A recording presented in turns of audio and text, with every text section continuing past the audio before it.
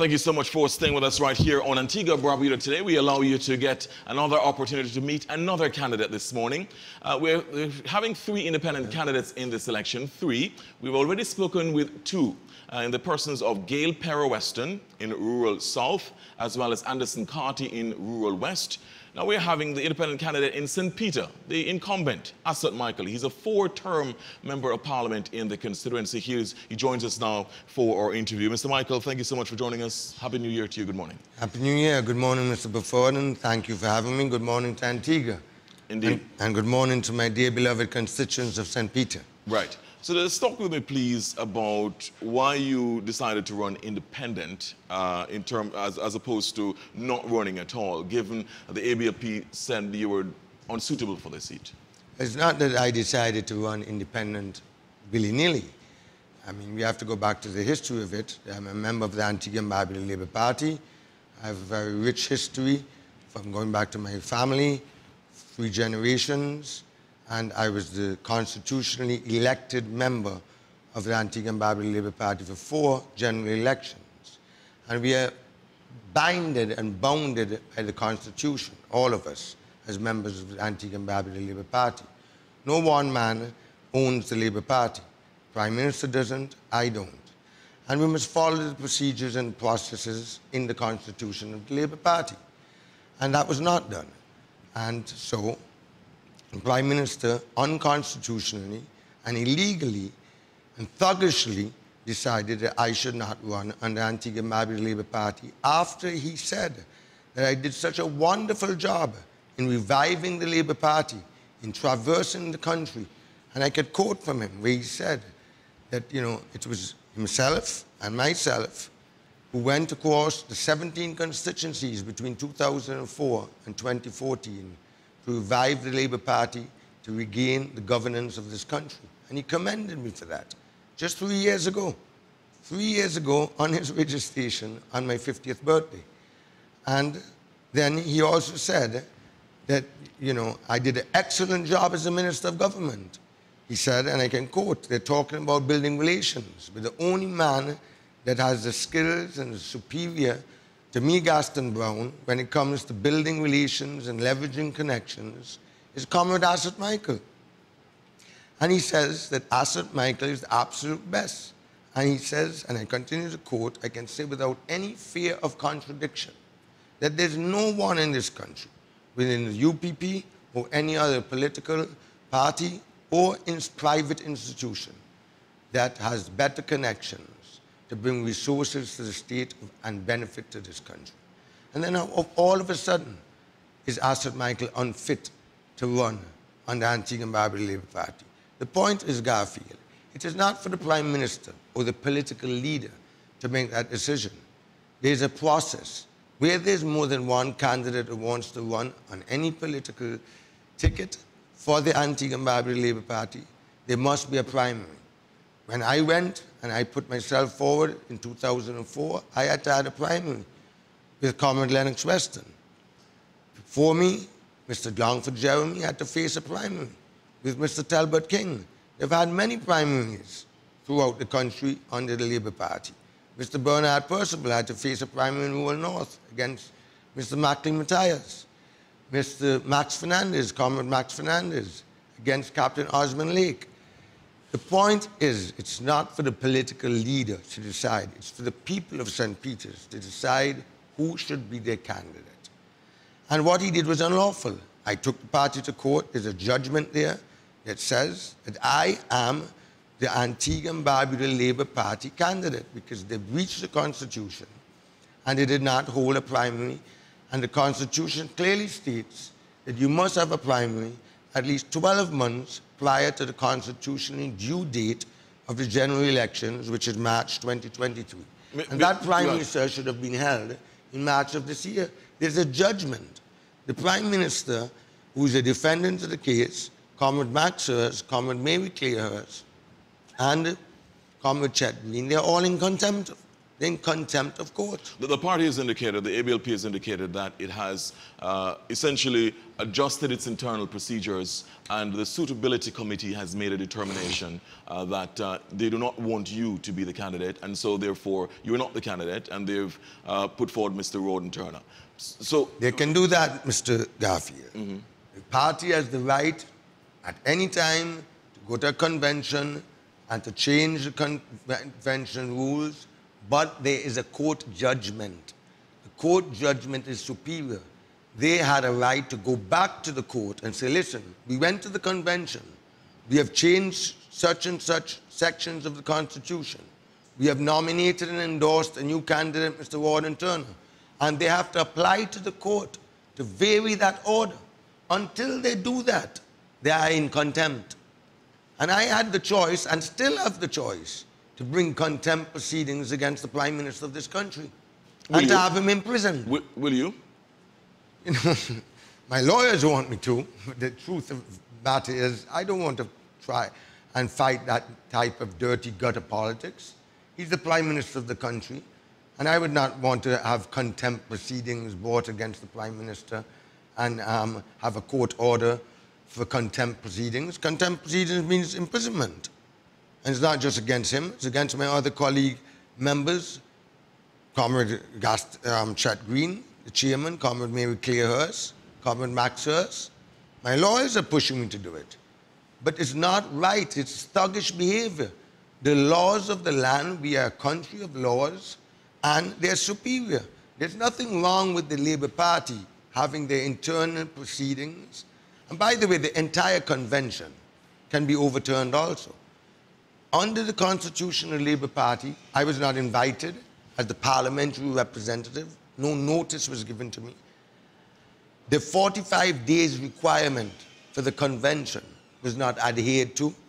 There's supposed to be a selection committee to deal with the delegates. And that selection committee, there's also notice under the constitutional Labour Party. And that has to be served on every single parliamentary representative for the delegates. Not the suitability committee, you know, the selection committee for the candidates who go down to the convention. That entire convention was a kangaroo convention and could have been legally overturned. If I wanted to, my lawyers wanted me, and they advised me, I didn't want it. To do what? To overturn the Antigua-and-Barbuda Labour Party convention and to embarrass the Prime Minister and the whole party for them to go and have another convention? But sir, there are much more, with the greatest respect, there's much more important issues facing this country, and I know we have limited time. Right, so some persons have argued that you've already done that, I mean, in terms of embarrassing the party, in terms of the very public legal wranglings with the party. Coming back to my earlier question, in terms of why you decided to run independent, why not decide to not run at all, since you were not selected by the party? Why did you choose to run independent? But Mr. Burford, why should I walk away? Why should I walk away from 18 years of service and abandonment to the people of St. Peter's? I have served this country in many capacities before I even was elected. I have given over 25 years of public service to the country and to this nation. I served the former Lester Bird as Chief of Staff. I served as leader of government of business in the Senate. I served as Minister of Public Works, Junior Minister of Finance. And I've served 18 years as the parliamentary representative of St. Peter's. No one man can dictate to me that I must walk away from my people who have supported me loyally through thick and thin, even through the years, the dark days of 2004 to 2014, when they were victimized, when they were sent home from public works, from the port. They stuck with me and I stuck with them. And you're going to tell me now that one man in this country, that is not a decision for Gaston Brown. That is a decision for the people of St. Peter's on election day to say whether or not you want Asot Michael to run or not. It's as simple as that. Let's talk about what you've done as a 4-term member of parliament in St. Peter. What can you point to in terms of the top 2 things that you've done to improve the lives of your constituents in St. Peter? I can point to more than 2, sir. But just for the sake of this discussion, too. Let me say, Garfield, you know, I have passed the test of loyalty. in St. Peter's, and the people of St. Peter's know that. They know that for the past 18 years, that Asot Michael has used his personal financial resources to send many students overseas on full scholarships for my father's trust, full scholarships for tertiary education, healthcare. When the medical benefit scheme or the government of Antigua and Barbuda cannot, or turn down persons from time to time, I've sent scores of people, nearly every month, overseas for medical treatment. When the MRI machine was not working at Mount St. John for over a year, I had to send several people to Trinidad. So I've really helped a lot in terms of education, healthcare, in infrastructure. My entire constituency has been abandoned, not just in the years that I have served, but for 56 years, St. Peter's has been loyal to the Antigua and Barbuda Labour Party. 56 years, sir. And we've gotten absolutely no infrastructure. It was abandoned under Uncle Joseph Myers, under Mr. Longford Jeremy, and under myself. The truth is, and the reality is, the only time that St. Peter's really got any true infrastructure was prior to Asot Michael being the parliamentary representative. That was when I was Minister of Public Works. And that was in the years of 2000, 2001, 2002, 2003. That's the only time. Because when we lost the election in 2004 to 2014, UPP did no infrastructure, none. And when we got back into government in 2014, can you imagine the Prime Minister of this country telling me that I have a garrison constituency and I must be patient and allow the newcomers to come and to give them a chance to have infrastructure, and I must be patient? Well, I thought patience means maybe 6 months, 8 months, but not for 8 years. How much of that is a function of you not lobbying enough, you not doing enough to advocate, to agitate for the interests of your constituents in terms of infrastructure? Absolutely not, sir. You know, I'm a party man, and he's the Prime Minister, and I respected him. So he said to give the newcomers a chance. So for the first year, from 2014 to 2015, I agreed.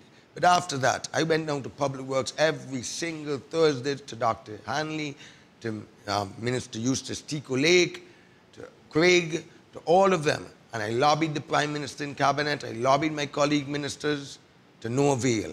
So I started making noise then in Parliament. I took it publicly. And Hansard has the record of every single budget speech when I got up and spoke about neglect, the gross neglect, the cruel abandonment of the infrastructure. I mean, we do not have a clinic in Pierce Village. The one in Parham is disgraceful, where the elderly persons, when it rains, does not even have a veranda to sit on, Garfield. They said when I made some noise, Minister Joseph got up, slammed the door of Parliament and walked out on me. And then he sent some prisoners from Her Majesty Prison to put on some rotten galvanized on top of the clinic in Parham. I had to rip the galvanized off and go and buy the galvanized myself. Do you know how many times I have to send medication and strips for the diabetics and masks? During COVID, I bought in over 5,000 masks for the clinic. Okay, I can't speak of, there's no way of verifying what you're saying about what Minister Joseph did. Just to be clear, in terms of going forward, you're now running as an independent candidate. Why should the constituents there feel that they will be any better? If they were to elect you to return for a 5th term, why would they feel any more confidence that there will be improvements, especially now that you'll be independent? You're not tied to the ABLP in Parliament. You would be sitting in Parliament as an independent candidate. Wouldn't it be worse for the constituents therefore? I don't agree with that. An independent candidate, we've never had an independent candidate in Antigua. I'm going to create history. No, there have been 3 before. 76, 80, and 84. They've never won? In Barbuda. Well, they've won. Oh, okay. Right. Not in Antigua, though? Not on the mainland. Oh, okay. In Barbuda. I know in Barbuda. Right. I said in Antigua. Okay. But I will create history in Antigua. I'm very confident that I will return to the Parliament. I'll have a stronger voice in Parliament. I'll not be tied to any political party. And you know, when you're elected in a political party, you have to toe the Westminster system of government. You have to toe the party line. I mean, if there is an issue that your constituency feels very passionately about, and the cabinet passes a resolution to do something, and the cabinet says it is in the interest of the public good, and your constituency does not agree, sometimes you have to go to Parliament and toe the party line and what the cabinet, if you're a minister, wants. But when you're an independent candidate, you have a stronger and you have a louder voice. You can do more things. You can also pilot bills. You can bring private bills as an independent candidate. And an independent candidate will also be able to work with whatever government is elected. I have to be realistic. If the Antigua and Barbuda Labour Party is returned to government, I'm going to work with them. If the UPP comes and forms the new government, I have to work with them in the interest of my constituents. Let me ask you, in terms of how are you, what do you think accounts for the loyalty of, you mentioned the loyalty of your constituents to you as a 4-term member of Parliament. What accounts for that? Some persons would say that it's because of the largesse that you give people things in the constituencies. Is that why they vote for you? Sir, let me explain something to you. From my grandfather to my father to my mother, they instilled this in our DNA to be philanthropists, to help the poor, because we came here with nothing, my great-grandfather. And it's the indigenous people of this country who built us to what we have today. And I believe my mantra in life is to give back to this country, to give back. And I've been giving since I was a schoolboy, going to Sunnyside and St. Joseph Academy, sharing my food with other kids. Yes, I have a big heart. Yes, I give to people. I don't see that because I give a ham or a turkey or a toy at Christmas. You think I get nearly 77%. Or appliances. I don't give appliances. That's absolutely nonsense. Absolute foolishness and nonsense and propaganda. You've never given appliances? Well, I've never said I've never given appliances. I said that I don't just give out appliances, like what you all are putting out on Facebook, that Asot Michael's giving out appliances and fridges and stoves. This election, that's nonsense. I do give laptops. I give laptops to help children in CXC and iPads, and there's nothing wrong with that. Listen, if I could spend $4 million last election, $4 million, grading roads, buying Orlean, buying stones to build government roads, bringing in 800 street lights to put on government lampposts, debushing, clearing costly trees, hiring every single heavy-duty equipment operator in this country to clear people costly trees across the constituency. Did it in 2014, did it in 2018, and doing it now again. Why would I have a problem, sir? You asked the question, what accounts to the loyalty? But let me answer that question. The loyalty is that my constituents do not see me just as a politician. And I don't see them just as a voter. We have developed a bond, a love, a family. They come to my home, they eat on my table. I have an open door policy. I see my constituents every single Thursday, 60, 70 of them at my office. They wake up my 81-year-old mom who just passed away on a Sunday morning, sometimes at 7 o'clock in the morning. They're all part of my family. I go into their homes and they understand, sir. My constituents understand when they're in need for advice, for counseling, for financial assistance to assist them with their bills, if they need, their children, for school fees, that I'm there for them, for medical, for education. Not just at election time to come and rap on your door and say, I want your vote. And then for the next 5 years, you don't see them. So they know I have passed the test of loyalty, dedication, and commitment to my constituents. What would be your plan for the next 5 years if you were to be re-elected on January 18 in terms of fixing the challenges in the constituency? For example, Shanil Imhoff, who you're running against, she's the DNA candidate. She said if Christopher Columbus were to be somehow miraculously raised from the dead and look at Parham Town, he would readily identify it because it's almost like nothing has changed. It has gotten stuck in a time warp. What would you do to those And I agree with her. And you know, it's really a burning shame because former Prime Minister Lester Bird commissioned the OAS to do the whole study of the Parham improvement revitalization. And it's a beautiful, detailed study. Prime Minister Brown is very well aware of it. It was done many years ago. And when we were in opposition, you know, and Prime Minister Brown promised me that that would be one of the first priorities. We drove up there together And he said, you know, the Parham Harbour is such a beautiful harbour, such a safe harbour. We could have marinas up here, shops up there, crafts markets, transform it. I mean, the Hadid's built a beautiful jetty also, where you could bring small cruise ships up there and transform it, even just like Nelson Dockyard. And the plans are there. The Prime Minister promised me back in opposition, and when we got in 2014, he said he would have taken at least $3 or $4 million US out of the CIP fund to start that project. It would mean a priority.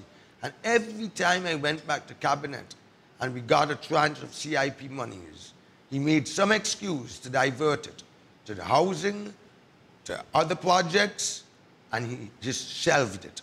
And Minister Melford Nicholas was very passionate about it too, because he drove up there one Saturday with me. And he said, you know, Comrade Michael, this is a shame. We got to put some pressure on the Prime Minister. We got to do this project. Because Parham was the first town in Antigua. And you have so much history there. So what is going to be different this time? Well, this time, I'm going to make sure it's done. I'm going to make sure it's done. I'm going to be in government this time. I want to assure you of that. You're going to be in government? Oh, definitely I'm going to be in government. How come? I don't understand. Say that again. I mean, how does that work? You're an independent candidate. Yes. So are you making deals with one of the parties? I do not know about making deals. I'm telling you that Asot Michael is going to be in Parliament representing the people of St. Peter's, and Asot Michael will be part of the governance of this country. This country needs Asot Michael in Parliament. This country needs Asot Michael in government.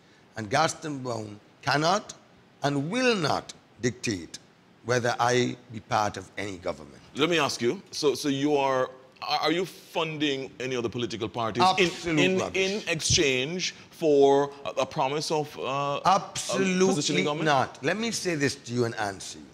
I am still a member of the Antigua and Barbuda Labour Party. I was born into the Labour Party. I will remain into the Antigua and Barbuda Labour Party. I want to make it pellucidly clear, as the late Sir Lester Bird would say. I'm not funding the UPP. I will never fund the UPP. And I will never make any deal with the UPP. So I'm a member of the Antigua and Barbuda Labour Party. But to continue to answer your question... But coming back, how would you be in government? The Prime Minister has made it clear, if his party were to be returned to government, he doesn't want you in his cabinet. But he doesn't own the party. But he's the chairman of the cabinet. Sir, that's not how it works. The day after election, our constitution is very clear. Any 9 parliamentarians forms the government.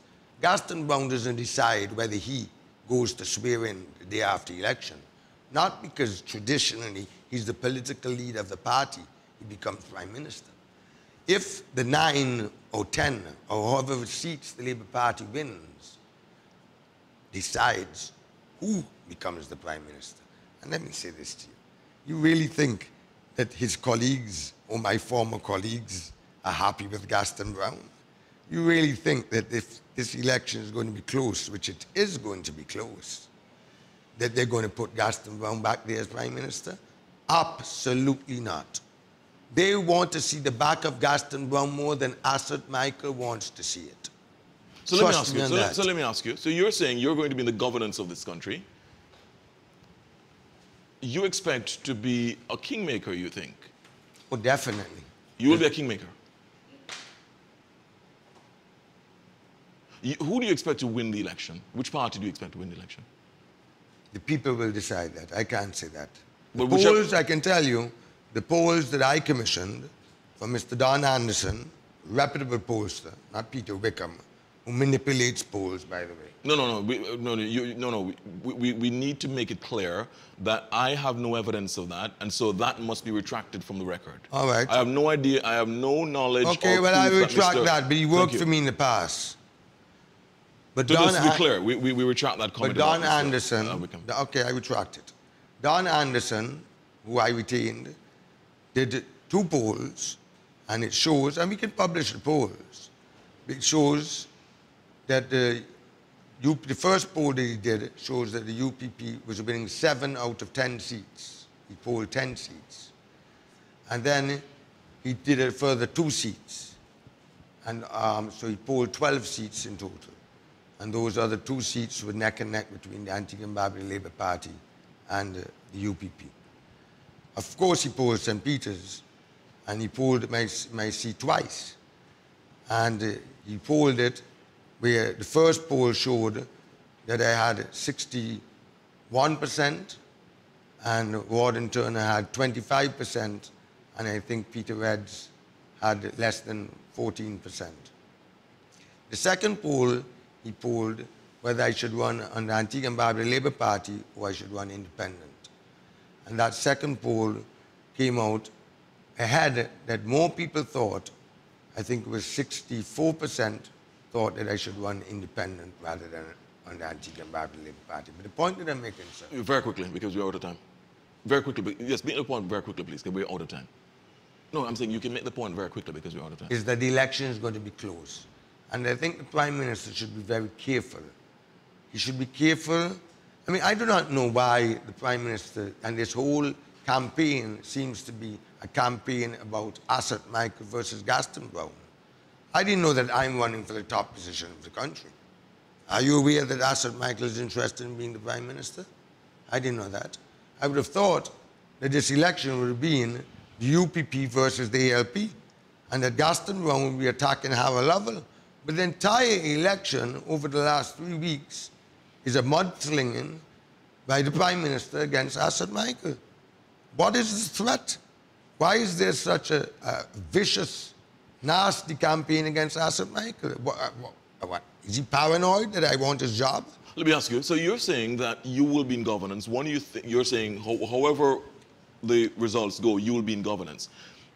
Is it fair to argue that if the ABLP were to be returned to office, you would somehow try to convince members of the ABLP, members of Parliament, there not to support and not to show confidence in the Prime Minister to be returned as Prime Minister? I don't need to convince them. They've convinced themselves already. They don't want him. Okay. All right. Very, very, very quickly, finally, we don't know about that. That's your view on it. Secondly, you've gotten a letter from Dr. David Dorset, who says you have an ultimatum by 4 p.m. tomorrow to publicly retract and apologize for statements you made against the Prime Minister, which we will not repeat on this show because they're statements which are deemed to be libelous. Let me stop you there, sir. So will you do this? Let me stop you there. That's a matter for my lawyers. That's a red herring. I don't have to answer that question. My lawyers will deal with that when the time comes. I'm not going to be intimidated by Dorset or the Prime Minister about any defamatory letter. Okay. Final thing, 30 seconds we have. In Piers, there was a video circulating. You went up onto the veranda of a house where the Prime Minister was already campaigning with his candidate, Warden Turner. Do you think that was provocation? The ABLP says you were provocative and you were trying to be intimidatory? Absolutely not. The Prime Minister called me. So we need more than 30 seconds. We need a minute. The Prime Minister called me. 45 seconds. The Prime Minister called me. I was in Fidget's Creek at a 50th anniversary for Mr. and Mrs. William Bunton. And he called me from one house, from Mr. Jallis Turner's house. And he said to me, Comrade Michael, I want to let you know, you're my blood brother. I love you. I'm not saying anything bad about you to your constituents. I'm just telling them to vote for Warden Turner. But I'm up here and I'm taking care of your constituents. I said, what do you mean you're taking care of them? Well, you know, I'm doing what you usually do. I said, so what are you doing, bribing my constituents and giving out money? Because I got reports from my team that he was giving out envelopes of $5,000. Again, we do not know about that. I'm telling you, we do not know about that. Reports, Mr. Burford. Anyhow, he was very cordial to me. He says, I love you. You're my blood brother. We are just political enemies for the next 2 weeks. But, you know, after the election, we are going to reconcile our differences because you have done so much for me to make me Prime Minister. But I said, Prime Minister, why are you in my constituency? Anyway, I'm coming up there to campaign. I went. I did not know that the Prime Minister was in the house. I saw his whole entourage. I went. And I went to the house. I didn't know, but I did not go and confront the Prime Minister. I gave him a space. I saw him speaking. I stood on the gallery. This is a house I'm accustomed to go to. I didn't go there seeking any trouble, but that is his reaction. Okay. To tell me as a Prime Minister, I'm going to thump you in your mouth twice. A prime minister tells a candidate that, a former colleague. That's not becoming of a statesman, Mr. Garfield. All right, thank you very much, Mr. Michael. We're pretty much out of time. Really appreciate you joining us here, but you've said that the matter with the letter from Dr. David Dorset is with your attorneys. Oh, definitely. And we will answer that. Will it be by 4 p.m. tomorrow? I don't know. I can't tell you by 4 p.m. I'm telling you with my attorneys. We will deal with that. That's not a priority for me. All right, there we go. Asot Michael is the independent candidate for St. Peter. He says he will be returned, and he says he will be part of the governance of this country. We shall see what happens on January 18th. That's it for another edition of Antigua Barbuda Today. Meet the candidates continues tomorrow. I'm Garfield Burford on behalf of the entire team. Good morning.